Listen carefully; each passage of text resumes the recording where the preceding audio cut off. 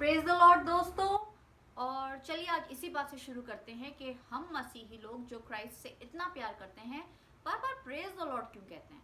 और तो दोस्तों जवाब भी इसी सवाल में है कि हम क्यों ना कहें प्रेज द लॉर्ड, क्योंकि जिस खुदावन ने हमारे लिए अपना इकलौता बेटा भेज दिया, हमसे कोई बरकत नेमत दूर नहीं रखी, उन्होंने अपना इकलौता बेटा भेज दिया ताकि हेवन का दरवाज़ा हमारे लिए खुल सके, ताकि हमारे गुनाहों की माफ़ी के लिए वो अपनी जान दें और उसका कफ़ारा, हमारा कफ़ारा उन्होंने भरा है।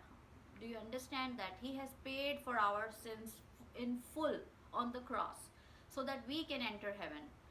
तो जब इस परमेश्वर ने अपना इकलौता बेटा हमारे लिए त्याग दिया, हमारे से इतना प्यार किया, हमें अपने बच्चा बुलाता है, तो हम क्यों ना कहें प्रेज द लॉर्ड, है ना।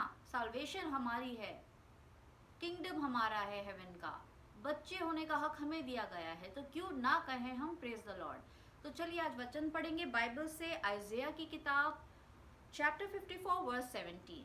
Chapter 54 book of Isaiah verse 17। आपको ये गूगल पे किसी भी लैंग्वेज में मिल जाएगा, लेकिन मैं इसे इंग्लिश में पढ़ूंगी। सो लिखा है, but no weapon will be able to hurt you, you will have an answer for all who accuse you.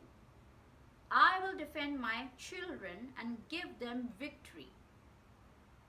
The Lord has spoken. The word of the Lord. Thanks be to God. So देखा आपने कितना प्यारा वचन लिखा है कि no weapon formed against you will succeed. कोई भी वेपन, ऐसा नहीं लिखा है कि ये वाला वेपन या वो वाला वेपन।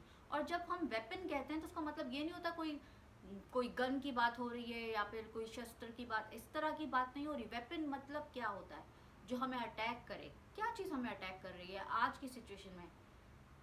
हम यूएस में रहते हैं, हो सकता है हमारी वीज़ा प्रॉब्लम्स हों, हमारी हेल्थ, डेफिनेटली हम एक चीज़ को लेके बहुत कॉन्शियस रहते हैं, फ़िक्रमंद रहते हैं हमारी हेल्थ को लेके, हमारे बच्चे उनकी स्टडीज़ को लेके या उनकी कोई हैबिट्स को लेके, हमारी पर्सनल मैरिड लाइफ में क्या चल रहा है हम उसको लेके। काफ़ी सारे वेपन्स हैं जो हमें अटैक करते हैं। हम सबके अपने अपने बर्डन्स होते हैं, कई बार हम शेयर भी नहीं कर पाते किसी से, क्योंकि शायद कभी कोई समझने वाला होता भी नहीं है। लेकिन परमेश्वर कह रहा है कि कोई भी वेपन तुम्हारे अगेंस्ट जो फॉर्म हुआ है वो कामयाब हो ही नहीं सकता, क्योंकि अपने बच्चों की हिफाजत मैं खुद करूँगा। आप जानते हैं परमेश्वर क्या कह रहा है? हमें अपने बच्चे होने का दर्जा दे रहा है। हमारा पिता जिसने आसमान और ज़मीन बनाया वो हमें बच्चे होने का दर्जा दे रहा है और कहता है कि मैं खुद हिफाजत करूँगा। अब आप देखिए कि हम में से बहुत सारे लोग पेरेंट्स हैं, अपने बच्चों को हथेलियों पे रखते हैं, जान निसार करते हैं उनके ऊपर। बाइबल बताती है कि आँख की पुतली की तरह हिफाजत करने वाला परमेश्वर है, ये वचन बाइबल में दिया गया है। तो हम अपने बच्चों से जितना प्यार करते हैं उससे ज़्यादा, जी हाँ, उससे भी ज़्यादा परमेश्वर हमसे प्यार करता है। और वो कहता है कि मैं अपने बच्चों की हिफाजत खुद करूँगा। और आप जानते हैं जब परमेश्वर आसमान ज़मीन बनाने वाला खुदावन जब हमारी मदद खुद करेगा तो किसकी मजाल है कि हमारे अगेंस्ट खड़ा हो सके? It's not possible. ऐसा कोई वचन नहीं लिखा गया है जो मुमकिन ना हो, क्योंकि कौन वचन दे रहा है? ये परमेश्वर दे रहे हैं वचन। और प्यारे दोस्तों इसे क्लेम कर लीजिए, मांग लीजिए, क्योंकि बाइबल यही बताती है कि मांगो तो मिलेगा।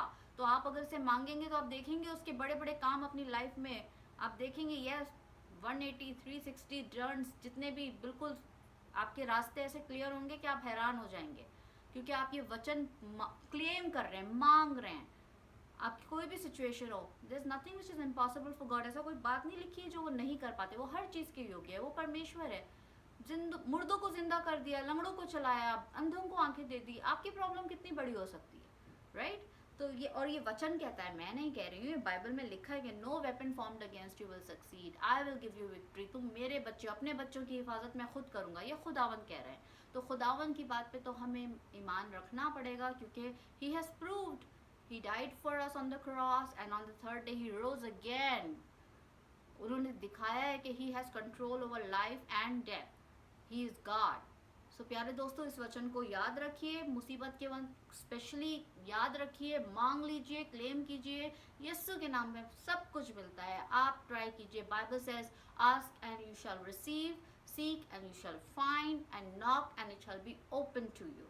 और मैंने तो अपनी लाइफ में बहुत करीब से चखा है प्यारे दोस्तों, आप इसे ज़रूर याद रखिए।